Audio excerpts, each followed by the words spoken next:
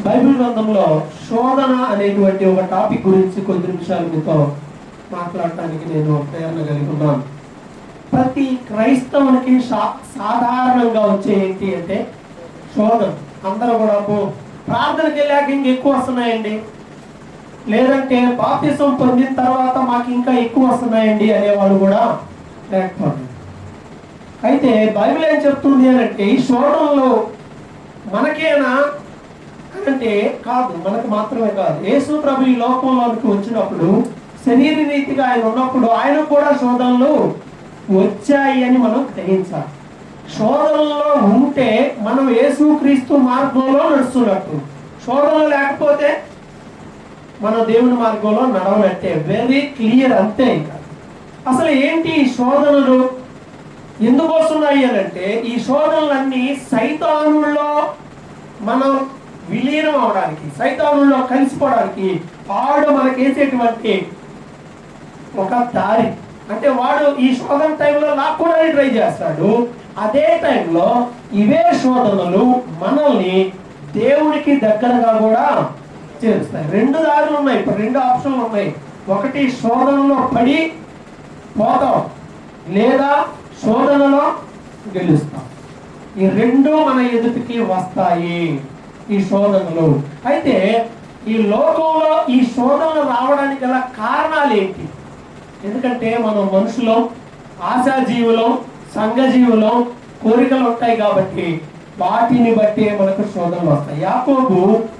యాకోబు పత్రికను మనం చూస్తే 1వ అధ్యాయంలో శోధన గురించి ఆయన మాట్లాడినటువంటి మాటలు చాలా క్లియర్ గా మనకి కనిపిస్తా ఉంటాయి. యాకోబు రాసిన పత్రిక 1వ అధ్యాయము 12వ వచనం నుండి చదవండి. కనపడలేదా? యాకోబు 1:12 లాస్ట్ లో, కొత్త నిబంధనలో చివరిలో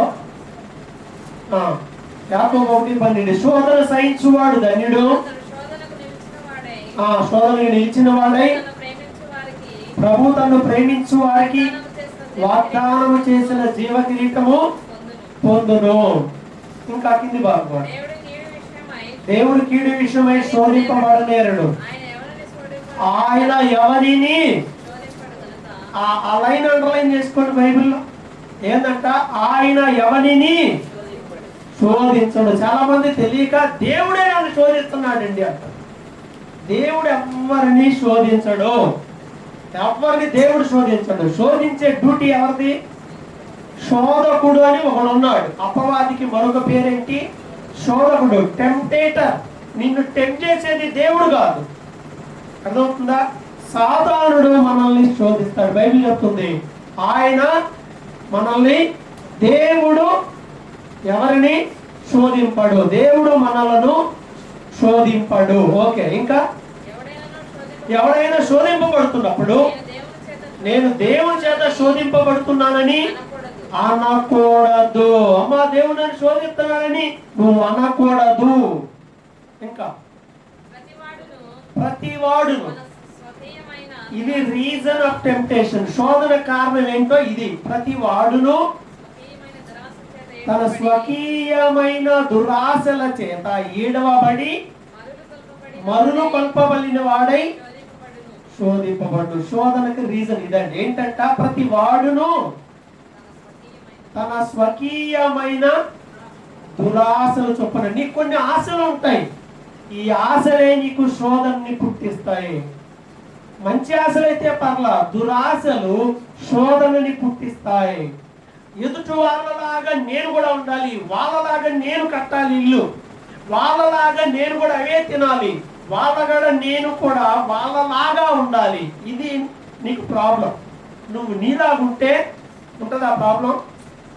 ఉండదు. మనం ఎప్పుడైతే వాళ్ళలాగా వీళ్ళలాగా అని అనుకుంటామో అక్కడే ప్రాబ్లం వస్తుంది.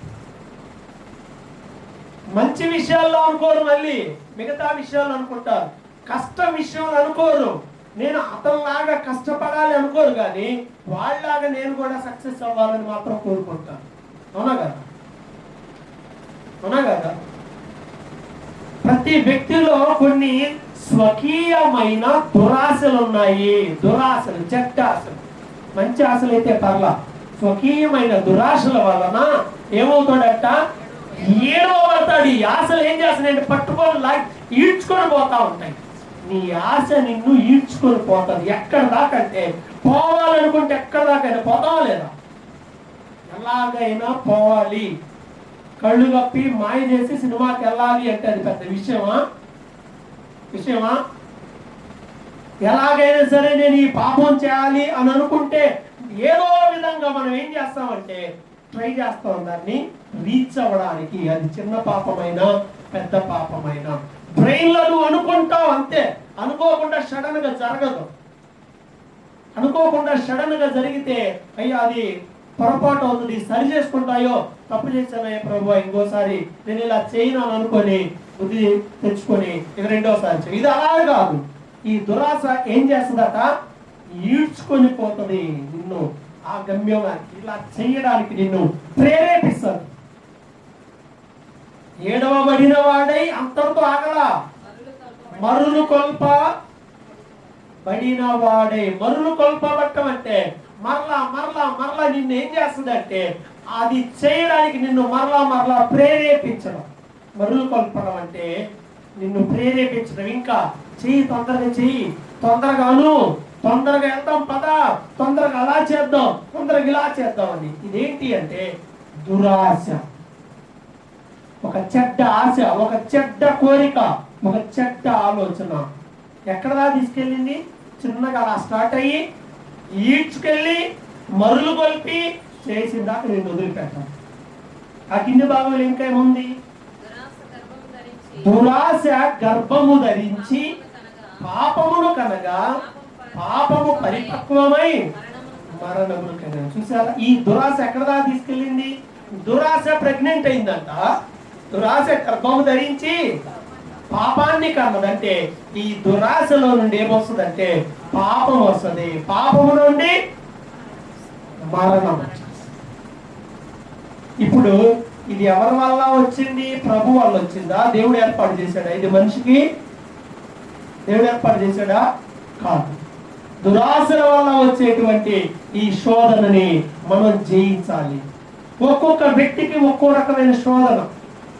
చిన్న పిల్లలకి కొన్ని రకాలైన శోధనలు వస్తాయి. వాడికి ఏం శోధనలు ఉంటాయి? ఓ తెలియనోడు ఉంటాడే, వాడికి శోధన లేదు, వాడికి పాపం కూడా లేదు. ఎందుకంటే వాడికి అసలు విషయం తెలియదు. వాళ్ళకి అసలు మంచి చెడు ఇలాంటివి ఏమీ తెలియదు, అమాయకంగా ఉంటారు. కానీ ఏజ్ పెరిగిన తర్వాత నీలో ఎప్పుడైతే నీకంటూ ఒక సొంతగా ఆలోచించే కెపాసిటీ వస్తుందో అప్పుడు పట్టుకుంటాడు సైతానుడు. లాలా నువ్వు దొరికేవరా. నువ్వు ఎప్పుడైతే సొంతగా ఆలోచిస్తావో, ఎప్పుడైతే నీకంటూ ఒక చాయిస్ ఉంటుందో, ఎప్పుడైతే నీకంటూ ఒక ఆశ కోరిక ఉంటుందో అప్పుడు పట్టుకుంటాడు. చిన్నప్పుడు ఏం చేస్తాం? జాగ్రత్తగా పెడితే అన్నీ తింటా ఉంటారు. తర్వాత ఎదిగే కొద్దిగా ఏమవుతుంది? చాయిస్లు వస్తాయి. ఏమి ఇష్టం అంటే ఇప్పుడు బిర్యానీ ఇష్టం అయిపోయింది. చిన్నప్పుడు బిర్యానీ లేదన్నారా? ఏం పెట్టారో మనకు తెలియదు. ఏం పెట్టినా ఏం చేస్తున్నాం? గోరు ముద్దలో ఏదో చెప్తా ఉన్నారు, ఏమేమి కలుపుతున్నారో మొత్తం ఏదైనా సరే వాళ్ళు పెడుతున్నారు. మనకు మంచిది అనుకుంటున్నాం, మనకు ఆకలి అవుతుంది, తింటున్నాం, పెరిగి పెద్దవాళ్ళు అవుతున్నారు. ఇప్పుడు రోజు ఒకే కూర వండుతున్నాం అనుకోండి, ఇంట్లో ఏమో లేకనో లేదా ఏదో ఉన్న పరిస్థితిని బట్టి ఒకే కూర వండితే తింటారా? ఏమి అన్నం కాదది, కూర కాదది, తినలేరా? మనకి ఏం పుట్టినాయి? ఆశలు, కోరికలు పుట్టినాయి. ఈరోజు ఇది తినాలి, ఈరోజు అది తినాలి, అన్ని కోరికలు, ఆశలు, ఆలోచనలు తిరుగుతూ ఉంటాయి. నాన్ వెజ్ తినాలి, వెజ్లో మంచివి ఉంటాయి, అవి తినాలని అయిపోతావుగా. క్యారెట్లు తిందాం, బీట్రూట్ తిందాం, బ్లడ్ పట్టింది, లేకపోతే ఇంకేమన్నా దోసకాయలు తిందాం మంచిది, ఈ ఆలోచనలు వస్తాయా? ఆకుకూరలు తింటే కళ్ళకు మంచిది, ఏం లేదు. తినాల్సినవన్నీ తినాలి. Okay, right. విషయం ఏంటంటే శోధనకు కారణం ఏంటి? కీర్తి, కారణం ఏంటమ్మా? శోధన రావడానికి కారణం ఏంటి?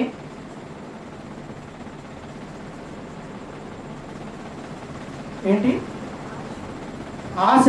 అంటే ఆశ పట్టం తప్ప, ఆశ తప్పు కాదు, దురాశ తప్పు. దురాశ పాపానికి, శాపానికి కారణమవుతుంది.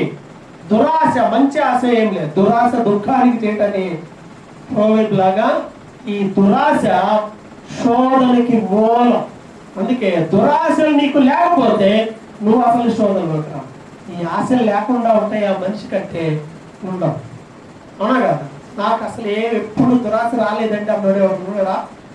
ఎవరు ఉండరు. ఏదో ఒకటి వస్తూనే ఉంటుంది. వీళ్ళలాగా, వాళ్ళలాగా, ఆమెలాగా, ఇతరులాగా, ఇది ఇట్లా వస్తుంటాయి.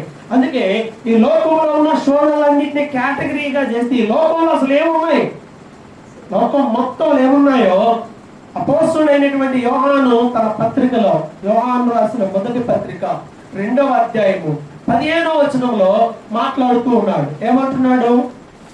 యోహాను రాసిన మొదటి పత్రిక 2వ అధ్యాయం 15వ వచనం, ఈ లోకమైనను లోకములో ఉన్న వాటినైనను ప్రేమింపకుడి. ఎవడైనా లోకమును ప్రేమించిన ఎడల తండ్రి ప్రేమ వానిలో ఉండదు. యాకోబు 4:4 కూడా చూడండి. ఏమంటున్నాడంటే ఇక్కడ లోకాన్ని ప్రేమించొద్దు. ఎవరైతే లోకాన్ని ప్రేమిస్తారో వారిలో తండ్రి ప్రేమ ఉండదు. మనం దేన్ని ప్రేమించకూడదు? లోకాన్ని ప్రేమించకూడదు. లోకాన్ని ప్రేమిస్తే ఏమవుతుందంట? తండ్రి ప్రేమ నీలోకి రాదు. లోకంలో ఏమున్నాయి? లోకంలో ఏమున్నాయో చెప్పాడు కదా. శరీరాశలు ఉన్నాయి, నేత్రాశలు ఉన్నాయి, జీవపు డంబములు ఉన్నాయి. యాకోబు 4వ అధ్యాయము 4వ వచనం చూడండి. వ్యభిచారులారా, లోక స్నేహము దేవునితో వైరమని మీరెరుగరా. అంటే లోకముతో స్నేహం చేస్తే దేవునికి ఏమవుతారంట? శత్రువులు అవుతారు. లోకంతో స్నేహం అంటే ఏంటి? ఈ లోక సంబంధమైన విషయాలకి నీకు ప్రేమ పెరిగితే, ఈ లోకంలో ఉన్న వాటి మీద ప్రేమ మనుషులకి మోజు ఎక్కువ అవుతుంది. ఇల్లు, అమ్మో నేను కట్టించిన ఇల్లు, నా ఇల్లు, ఏం బంగారం పోతాయి సార్ వేసారే. చచ్చిపోయాక ఏడబెడతారు. అయ్యో పాపం ఎంతో కష్టపడి కట్టిందని ఇంట్లో పెడతారా? పెట్టారా? ఉన్నన్నా పోనీ కనీసం కాంపౌండ్లో అన్న సమాజ్ చేస్తారా? ఏడే తిరుగుతూ ఉంటుందిలే, పోనీలే, ఆశలే, ఇక్కడ కూర్చుంటుంది ఎప్పుడు, ఆయన ఇక్కడే కూర్చుండేవాడని ఆడైనా పెడుతున్నారా? ఏది మనది కాదని తెలిసినా కూడా మనుషులకి వ్యామోహం పెరుగుతుంది. వస్తువుల పట్ల, సంపద పట్ల, స్థిర చరాస్తుల పట్ల వ్యామోహం. అంటే అవి చెయ్యాలని ఉండొచ్చు కానీ వాటి పట్ల వ్యామోహం ఉండకూడదు. ఆ వ్యామోహం ఉంటే సైతాన్ నిన్ను పడేస్తాడు, డౌటే లేదు. అందుకే లోక ప్రేమ దేనికి అంత? లోక ప్రేమ దేవునితో శత్రుత్వం అని బైబిల్ చెబుతుంది. అయితే ప్రియులారా, ఈ శోధన నుండి విడిపించడానికి యేసు ప్రభు వచ్చాడు. పాత నిబంధనలో శోధనలు ఉన్నాయి. ఈ లోకంలో లేదా సృష్టిలో మొదటి శోధన ఏంటి? ఎవరికి వచ్చింది? యాపిల్ ఫస్ట్ టెంప్టేషన్ ఎవరికి వచ్చింది? అవ్వకు వచ్చింది. అవ్వకే వచ్చింది మొదటి టెంప్టేషన్. ఏంటి ఆ టెంప్టేషన్? పెద్ద పాపం అదేమన్నా? లోకంలో అన్ని ఏదైనా తోటలో అన్ని రకాల పండ్లు ఉన్నాయి, అన్నీ తినాలి. తినకూడని ఏంటి? ఈ 2 రకాల పండ్లు. ఒకటి మంచి చెడు తెలిపేది, రెండోది జీవవృక్ష ఫలం. ఈ 2 తప్ప అన్నీ తిను. ఇది ఎవరికన్నా శోధన కనిపిస్తుందా? మామిడికాయలు, జామకాయలు, పైనాపిల్, ఇవి మొత్తం అన్నీ వేసి ఈ 2 చెట్లు వాటి ఫలాలు తినొద్దు. నీకు శోధన కాదా? శోధనేనా? తినకుండా ఉండలేవా? నేను వెళ్ళిపోయిందా? ఉన్నావా? అన్ని తిను, ఈ 2 పండ్లు తినమాకు అంటే కీర్తి ఆగుతావా? ఏ చేస్తావా? ప్లస్ నువ్వైతే ఏం చేస్తావు? అందరూ తిండిపోతలే పైకి షో చేస్తా ఉంటారు. ఆశ అందరికీ ఉంటుంది, తినాలి, టేస్ట్ చేయాలి, కొత్త టేస్ట్. చెప్పాను ఇందాక, రోజు అవే తిన్నవాడికి ఏమనిపించింది అంటే, అరే ఎప్పుడు తినేవి ఇది ఒకసారి ట్రై చేద్దాం. అందులో సైదాన్ వచ్చి టెంప్ట్ చేశాడు. మామూలుగా అయితే ఆమె కూడా తినేది కాదు. పిచ్చిదానిలాగా ఉన్నావు, తింటే నువ్వు దేవతం అయిపోతావు అనగానే నేను కూడా దేవతం అయిపోతానా? బైబిల్ చెప్తుంది అది రమ్యంగా ఉంది, మంచిగా ఉండింది, కన్నులకు అందంగా ఉంది, వివేకం ఇచ్చేది. అంటే డంబం అబ్బా అని అనిపించేలా ఉండింది. లోకంలో దేవుని వాక్యానికి విరోధమైనవి ఇలాగనే అనిపిస్తా ఉంటాయి. అందుకే వాటికి దూరంగా ఉండాలి. అందుకే యేసు ప్రభు కూడా ఈ మూడింటినే జయించాడు. శరీరాశ, తిండిని జయించాడా లేదా? యేసు ప్రభు కూడా ఆకలి 40 రోజులు ఏం తినలా. 40 రోజులు ఏం తినని వాడికి ఆకలి అయితే అసలు ఏదో ఒకటి దొరికితే తిందామని అనిపిస్తారు. అవునా? ఒక రోజు అంతా ఏం తినకుండా ఉండండి, మీ ఇంట్లో ఏ ఫుడ్ లేకుండా ఉంది, నువ్వేం చేయలేవు, ఏం కొనలేవు, ఏం లేదు. అప్పుడు ఏదన్నా రొట్టె ముక్క ఎవరన్నా తెస్తే నీకు ఇవ్వకుండా రొట్టె ముక్క నీ ఎదురే ఉంటే నీకు ఎలా ఉంటుంది? ఆకలి అవుతుంది బాగా, కానీ కొనుక్కోవాలి, డబ్బులు కూడా లేవు, విపరీతంగా ఆకలి అవుతుంది. ఏం చేస్తాం? ఇది ఎక్కువైపోయింది అనుకో, ఇంకా ఏం చేస్తాడు? తన్నేం తీసుకుంటుంది. అవునా? ఆకలి అది. యేసు ప్రభు దీనిని కూడా జయించారు. రాళ్ళు రొట్టెలుగా చేసుకొని తిను, అవసరంలా. దేవుని మాట నన్ను బ్రతికిచ్చేస్తుంది. ఇదిగో లోక రాజ్యాలన్నీ నీకు ఇచ్చేస్తా, ఒక్కసారి నాకు సాగిలు పెట్టాయి. ఈలో భూలోక రాజ్యాలన్నీ ఇచ్చేస్తా. ఇది నేత్రాశ. ఈ లోకంలో నువ్వే కింగ్, నువ్వు గొప్పవాడివి, నిన్ను అలా చేస్తా, నిన్ను ఎలా చేస్తా అంటే, మనం లోకంలో మనుషులు మనకి ప్రయారిటీ ఇస్తే పడనోడు ఎవరైనా ఉన్నాడా? అందరూ ఊర్లో అందరూ వచ్చి అసలు నువ్వే మాకు లీడర్గా ఉండాలి, నువ్వే మమ్మల్ని నడిపించాలి, సాత్విక్ నువ్వే మా నాయకుడివి, జై సాత్విక్, జై జై సాత్విక్ అంటున్నారు అనుకో, ఏమనుకుంటాడు? ఇంకా లాభం లేదు అసలు. మనమే ఇంకా మనిషికుంటేది. అరే నేను తగిన వాడినా. ఒక మంచి న్యాయాధిపతుల్లో ఎట్లానే ఒక అతని దగ్గరకు వచ్చి అడిగితే ఒక సామెత చెప్తాడు. అడవిలో ఉన్న చెట్లు అన్నీ కలిసి ద్రాక్ష చెట్టు దగ్గర పోయి అడిగింది అంట, నువ్వు మా మీద రాజు అయి ఉండాలి. ఏమన్నా ద్రాక్ష చెట్టు నేను పల్లించాలి, నా పని నాకుంది, నా వల్ల గదిలేపోండి. అలా అన్ని చెట్ల దగ్గరికి వెళ్తే అన్ని అన్నాయి, కానీ ముళ్ళ చెట్టు దగ్గర పోయారంటే చివరికి ముళ్ళ చెట్టు అందంట. ఆ పొయ్యి అడిగారో లేదో, రండి నా నీడను ఆశ్రయించండి, నేనే మీకు రాజు. దీనికి అప్పుడే పుట్టింది. ముళ్ళ చెట్టుకి ఏముంటాయి? కాయలు ఉంటాయా? అది ముట్టి ముళ్ళ చెట్టు అంటే ఏంటంటే, లోకంలో పదవులు, అధికారాలు, సమాజంలో గౌరవం, హోదా అనే వలేసి సైతాన్ని నేను పట్టేస్తాడు. దాని విషయం కూడా జాగ్రత్తగా ఉంటారు. ఓకేనా? రైట్. సో యేసు ప్రభు కూడా రాళ్ళు రొట్టెలు అవ్వడం, భూలోక రాజ్యాలు, అలాగే దేవాలయ శిఖరం పైనుండి దూకు రెచ్చగొట్టాడు సైతాను. యేసు ప్రభు రెచ్చిపోయాడా? నేను ఆ మాత్రం దూకలేను అనుకున్నావా ఏంటి? అది దూకితే ఇప్పుడు ఏమన్నా అయితే, దేవుడు దూకితే ఏమన్నా అయితా? ఏం కాదు, దేవదూతలు వస్తారు, ఖచ్చితంగా పట్టుకుంటారు. కానీ దూకాడా? రెచ్చిపోవడం. సైతాను పని ఏంటి? నిన్ను టెంప్ట్ చేయడమే వాడి పని, నిన్ను శోధించడమే వాడి పని. యవనస్తులకు శోధనలు, స్త్రీలకు శోధనలు, పురుషులకు శోధనలు. పని చేసే చోట శోధన ఉంటుంది, చదువుకునే దగ్గర కూడా నీకు శోధన ఉంటుంది. అసలు నాకు శోధన ఎప్పుడు రాలేదండి, నేను ఏ శోధన ఎదుర్కోలేదు అన్న వాళ్ళు ఎవరు ఉన్నారా ఈ లోకంలో? ఎవరు ఉండరు. అందరికీ శోధనలు వస్తూనే ఉంటాయి. ఈవెన్ యేసు ప్రభు కూడా శోధింపబడ్డాడు, కానీ ఆయన పాపం చేయడు. మన కాలంలో నీ ఆలోచన డైవర్ట్ అవుతుంది, ఆలోచన వస్తుంది. అయితే రావడం తప్పేం కాదు, గుర్తుపెట్టుకోండి. రావడం తప్పు కాదు, కానీ దానికి నువ్వు లోబడిపోతే తప్పు. రాగానే ఏం చేయాలి? డైవర్ట్ అవ్వాలి. నో, ఎందుకు ఆ సినిమా పోస్టర్ వైపు వెళ్ళాలి నా మైండ్?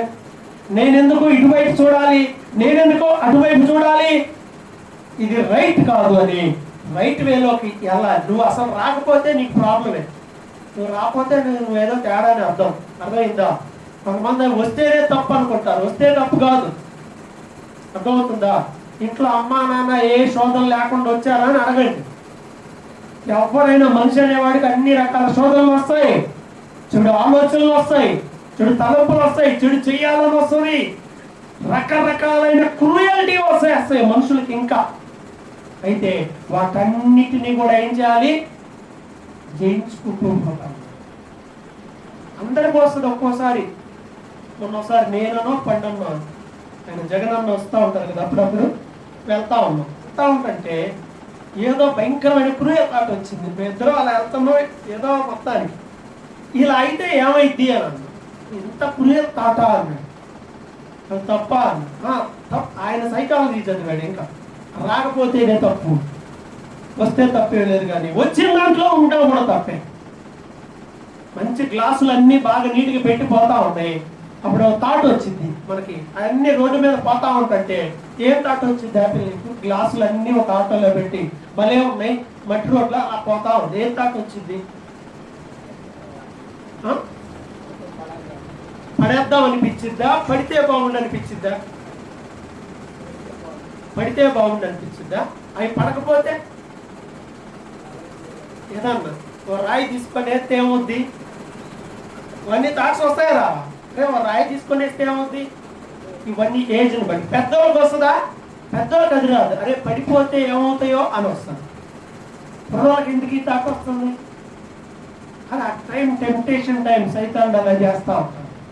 అందరూ ఎలా ఉంటే నువ్వెందుకు ఇలా ఉంటున్నావు? నీ ఆలోచనని సైతాన్ ట్రాక్ చేయాలని ప్రయత్నం చేస్తాడు, నీ ఆలోచన డైవర్ట్ చేస్తాడు. యవ్వన కాలంలో శరీర ఆశల వైపు డైవర్ట్ చేస్తాడు, ఫిజికల్ గా, సెక్సువల్ గా డైవర్ట్ చేసే ఆలోచనలు వస్తాయి. ఏ ఏజ్ లో వస్తాయి? యవ్వన కాలంలో వస్తాయి. మిగతా టైంలో చిన్నపిల్లలకు రావు, లేదా ఇంకొన్ని పరిస్థితుల్లో. అర్థమవుతుందా? సైతానుడు డైవర్ట్ చేస్తాడు మనుషుల్ని. కొంచెం పెరిగిన తర్వాత ఇంకా డైవర్ట్ చేస్తాడు, డబ్బు డైవర్ట్ చేస్తుంది, నేను భక్తినే డైవర్ట్ చేస్తుంది. ₹1 ఇస్తాం ప్రార్థన మానేస్తే అని అంటే ఎంతమంది టెంప్ట్ అవుతారో? కోటే పాడా ఇవన్నీ ఎందుకు? ఓ 10-15 చాలు. ఓ ఉద్యోగం ఇచ్చేస్తాం, యేసు ప్రభు దేవుడు కాదు అని చెప్పాలి, చెప్తారు లేదు? ఒక్క మాట, చిన్న అబద్ధం ఆడితే నీకు ఢిల్లీలో సీట్ ఇప్పించారు. ఆడతామారా? టెంప్టేషన్ కాదా? నీ అప్పులన్నీ తీర్చేస్తాం, ఒక చిన్న మాట యేసుకు విరోధంగా. ఇది టెంప్టేషనా కాదా? ప్రతి వ్యక్తికి శోధనలు వస్తాయి. డబ్బు అనేది ఒక శోధన అవుతుంది. బంధు ప్రీతి ఇదొక శోధన, తట్టుకోలేదు కొంతమంది. ఇది ఒక లాగుతా ఉంటుంది.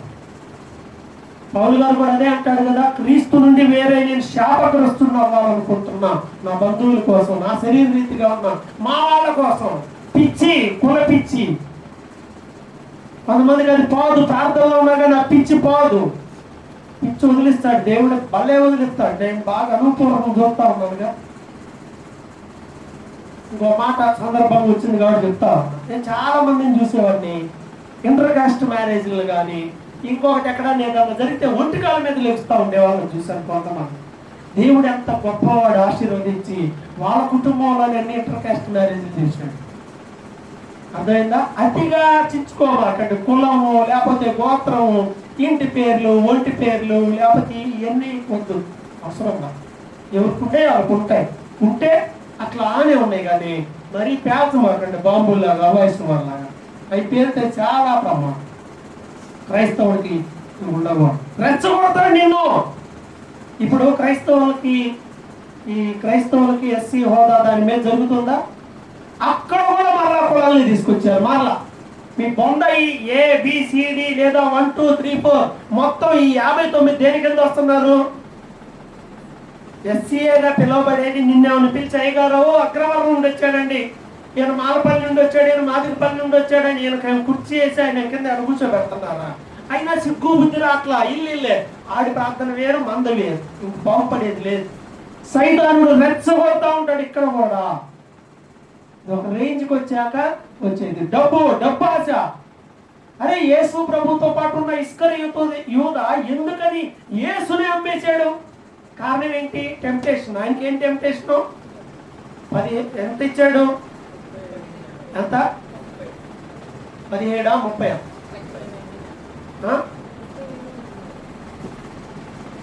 30 చాలు అనుకున్నాడు. చాలే 30 చాలే అనుకున్నాడు.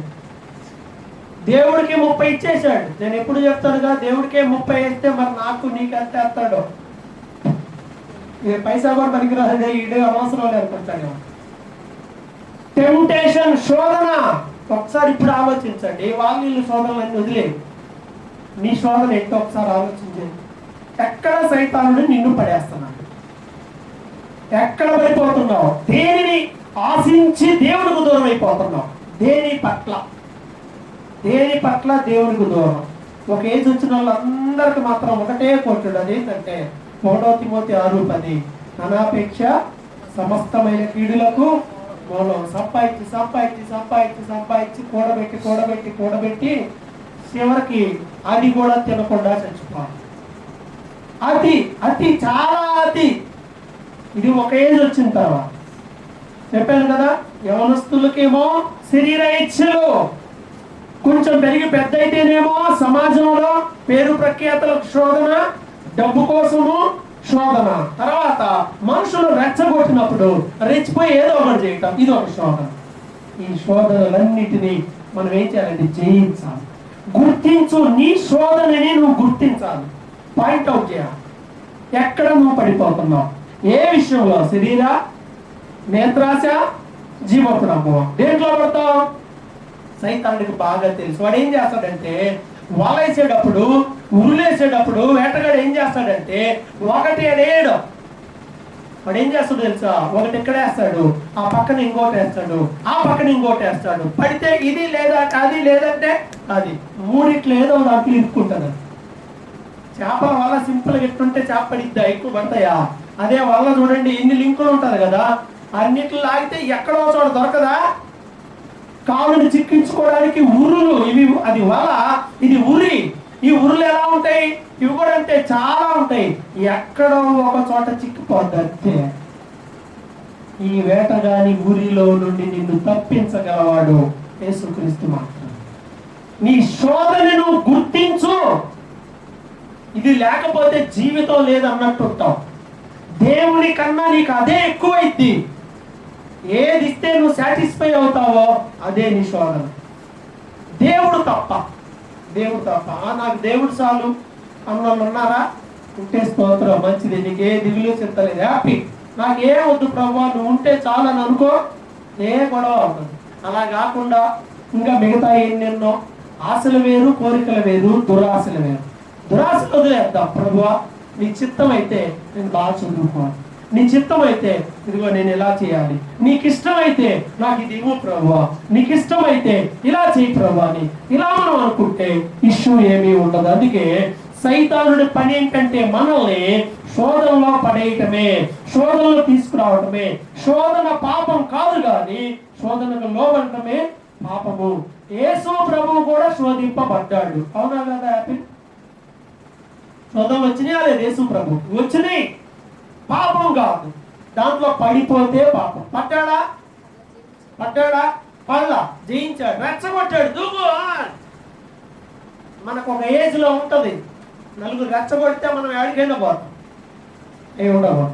అన్ని విషయాలు యేసు ప్రభు జయించాడు. అందువల్ల మనం కూడా మన శోధనను మనం గుర్తించాలి.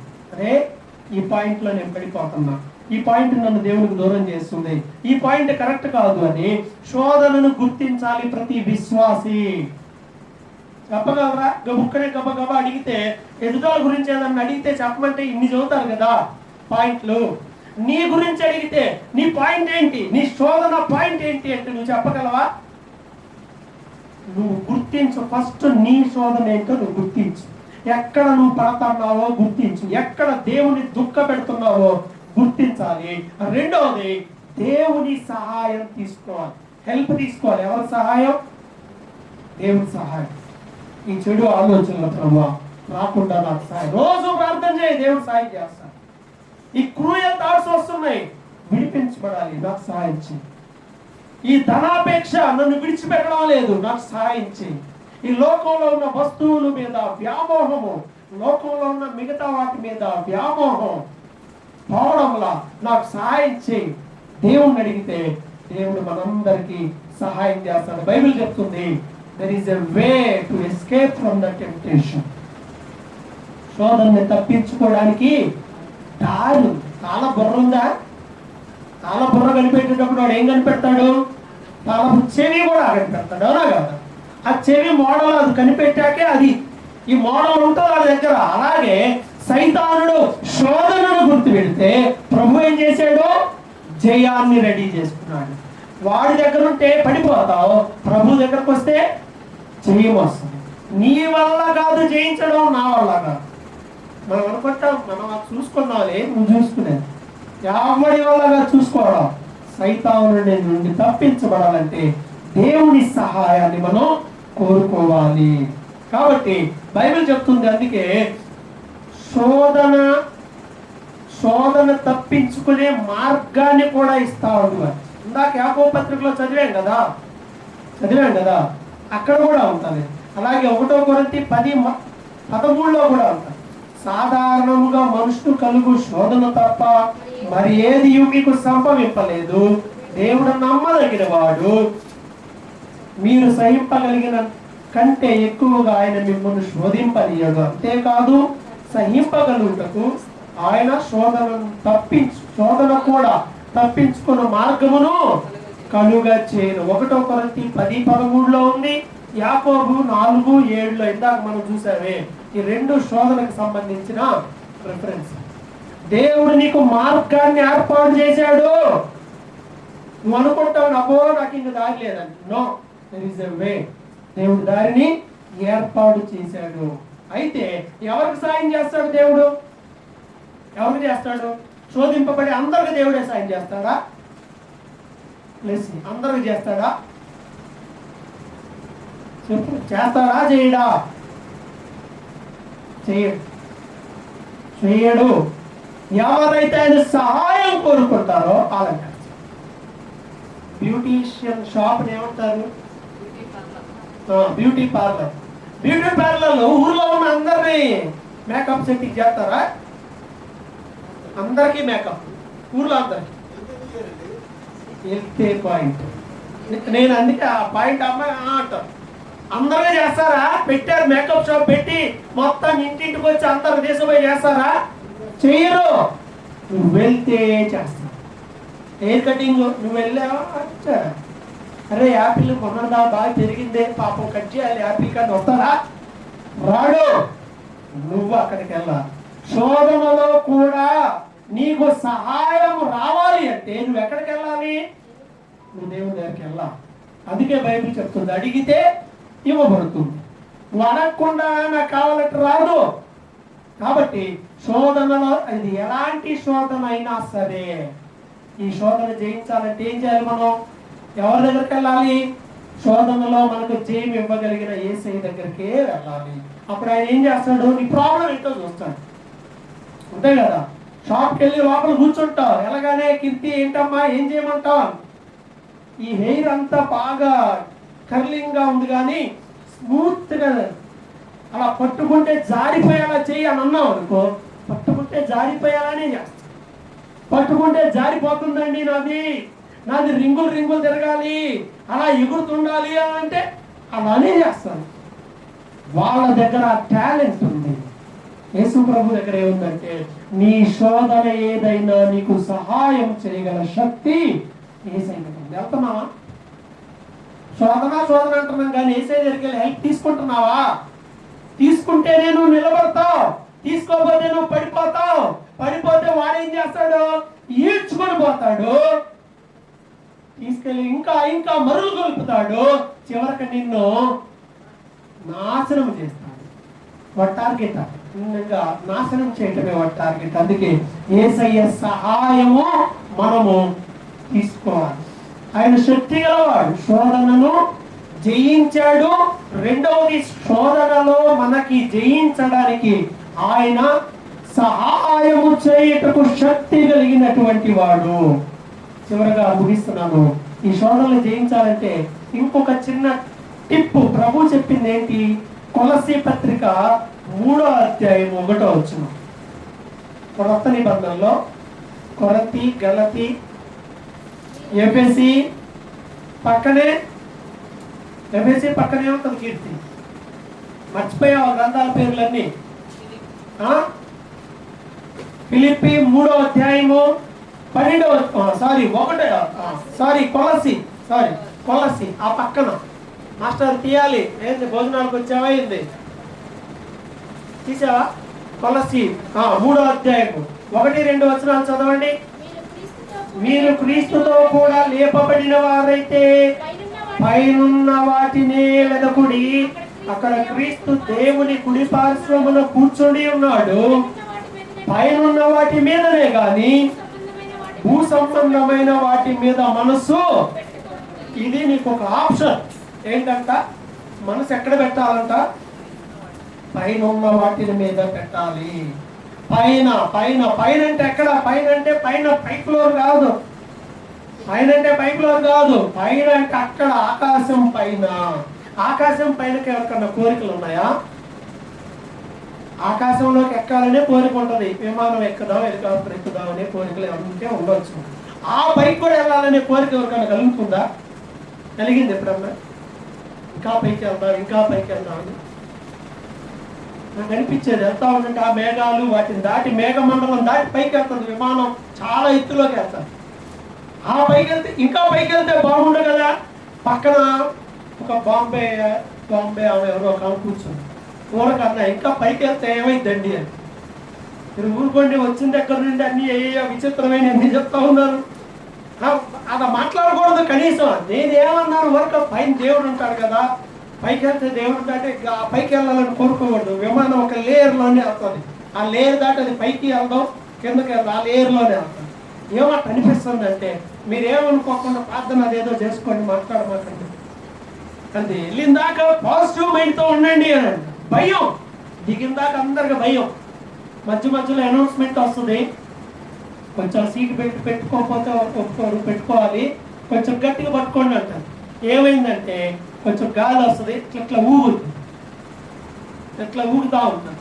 మనకేం బయట లోపల వాళ్ళకి అర్థం కాదు, కానీ డ్రైవర్ కన్నా చూసే వాళ్ళకి అర్థం అవుతుంది. అప్పుడప్పుడు కొన్నిసార్లు అయితే కిటికీలు కూడా మూసేస్తారు. కిటికీలు మూసేయండి, బయటకు చూడొద్దు అసలు అంటారు. ప్రతి ఫ్లైట్కి అది జరుగుతుంది. వెళ్ళేటప్పుడు టర్బులెన్స్ వస్తుంది, జాగ్రత్త అంటాడు. అది ఎటు ఏసుకు పోతే ఎవరికి తెలియదు, జాగ్రత్తగా పోతా ఉంటుంది. భయం. సరే, ఏది ఏమైనా ఎందుకు చెప్తున్నా అంటే, ఎక్కడ ఉండాలంట మన దృష్టి? పైన. పైకి వెళ్ళాలని ఉందా? పైకి వెళ్తావు అని దేవుడు చెప్పాడు అనుకో, బాధపడతారా, సంతోషపడతారా? అమ్మా దయాప్రాప్తురాలా, నీకు శుభము, దేవుడి వల్ల నీవు కృప పొందావు, రేపు నువ్వు నాతో ఉంటావు అని దేవుడు అన్నాడు అనుకో, సంతోషపడతారా, బాధపడతారా? చెప్పండి, నిజం చెప్పాలి. అమ్మా సౌజన్య, నిజం చెప్పు. చూసావా, దేవుడికి చెబుతుంది దయా, బాధ్యతలు ఉన్నాయి. బాధ్యత లేకపోతే ఏ బాధ లేదు కదా. బాధ్యత లేదు. బాధ్యతలు ఎవరి? నీయా? ఎవరు? వాళ్ళ భారం ఎవరు వేయాలి? ఆయన పెట్టొచ్చుగా. ఆయనే ఒకవేళ ఆ మాట, ఒరే నీ టైం అయిపోయిందిరా అని నాతో అన్నాడు అనుకుంటాం, అయిపోతే ఆయనకి తెలియదా ఏం చేయాలో చూసుకోవాలో? తెలియదా? తెలుసా? తెలియదా? తెలుసు. ఆయనకుంటుంది ప్లాన్, మనకే ప్లాన్ ఉండదు. మనం అనుకుంటాం నాన్న లేడే, అమ్మ లేదే అనగదా, బాబాయ్ ఉంటే ఎంత బాగుండేది, తాత ఉంటే ఇంకెంత బాగుండేది. ఆయనకి తెలుసు ఎవరున్నా లేకపోయినా ఎలా నడవాలో నడిపించాలో ఆయనకి తెలుసు. అందుకే మన దృష్టి ఎక్కడ ఉండాలంట? పైన. పైన. పైకి వెళ్తామంటే సంతోషమా, బాధ? సంతోషమే. మనకు కొన్ని ఇంకా ఆలోచనలు ఉన్నాయి కాబట్టి, అరే పిల్ల పెళ్లి చూడకపోతే, అరే ఆ పిల్లకి పిల్ల కూడా చూడాలా లేదా? ఎప్పుడు కోరిక అంతమైపోయింది? ఎప్పుడు పిల్లకి పెళ్లి చేస్తే బాధ్యత భారం అయిపోయినట్టేనా? ఓకేనా? ఇంకెక్కడ మరలా ఆ పిల్ల ఎప్పుడు చీరేది ఆశకు అంతే? చెప్పండి. తాత అవ్వాలి, అమ్మమ్మ అవ్వాలి, నాయనమ్మ అవ్వాలి, అయిపోయిందా? మరలా వాళ్ళ పిల్లలు సెటిల్ అవ్వాలి. ఈ ఆశ అనే పాశానికి అంతే లేదు. అందుకే ప్రభు అన్నాడు, మీ మనసుని లోక సంబంధమైన వాటి మీద పెట్టొద్దు. అమ్మా ఓకే ఫాలో, కానీ మనసంతా దాని మీదే పెట్టొద్దు. పైన ఉన్న వాటి మీద పెట్టండి. పైన ప్రభు కూర్చొని ఉన్నాడు. పైన ఎవరున్నారు? ప్రభు ఉన్నాడు. కాబట్టి మనసు పైన పెట్టండి. అందుకే దావీదు ప్రార్థన చేస్తాడు 101వ కీర్తనలో. ఏమన్నాడంటే, నా కన్నుల ఎదుట నేను ఏ దుష్కార్యమును ఉంచుకున్నాను. 101వ కీర్తన 3వ వచనం.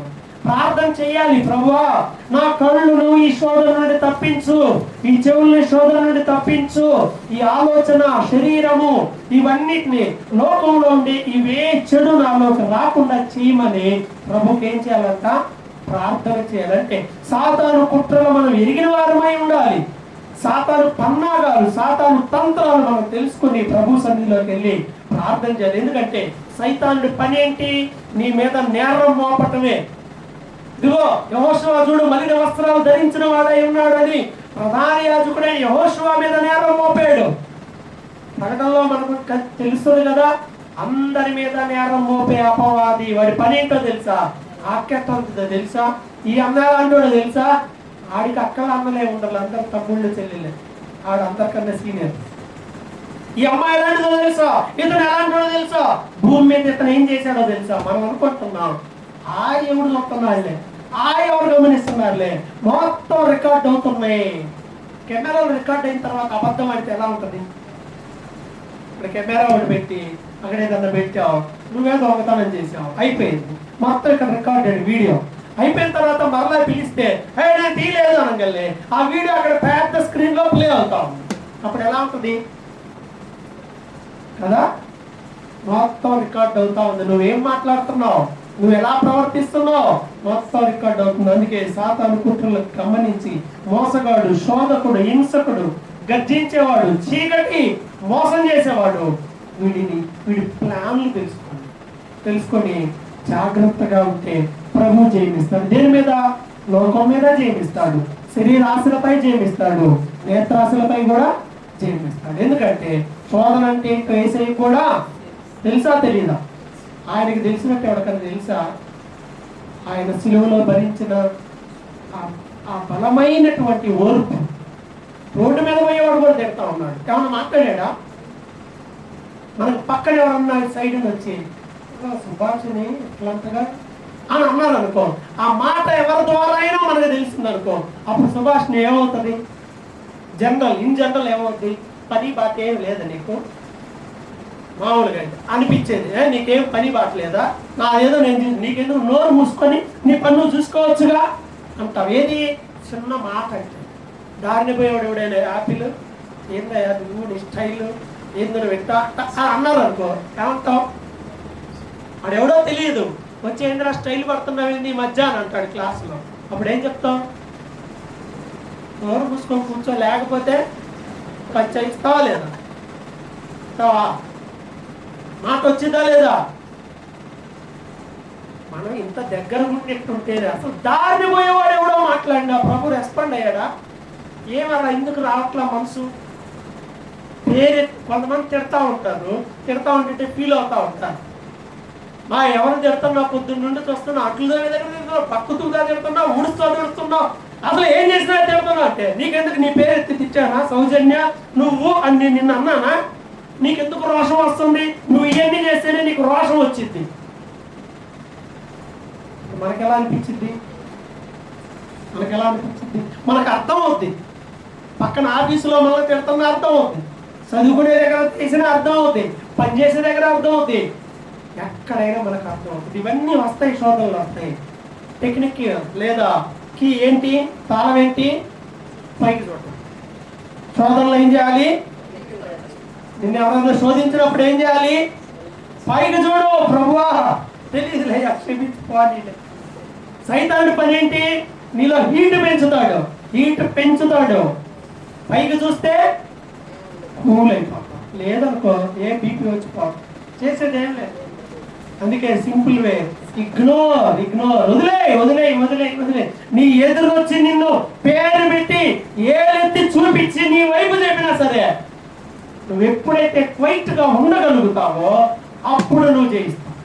అలా ఉండడం సులభమేం కాదు, కానీ యేసు ప్రభు సహాయం చేస్తాడు. కాబట్టి ప్రతి ఒక్కరు మన శోధన పాయింట్లు ఏంటో మనం గుర్తించి దేవుని సహాయాన్ని కోరుకుందాం. తల వచ్చి చిన్న ప్రార్థన మనం చేసుకుందాం. దేవుని సహాయం